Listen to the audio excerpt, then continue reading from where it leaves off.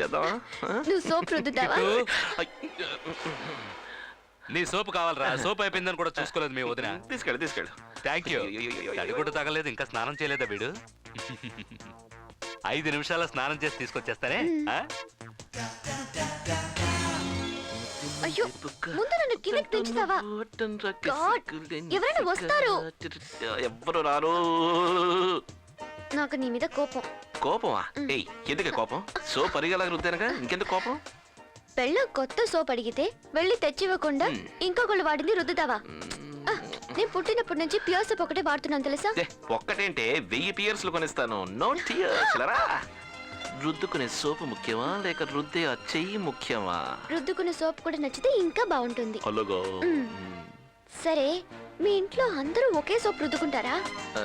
So what? చీ, కర్మ. మీరు చదువుకున్న వాళ్ళ బిహేవ్ చేస్తున్నారా?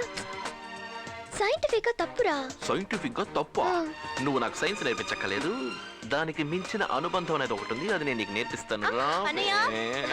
అయ్యో, నా చెల్లెలు కొంప ముచ్చుతుంది.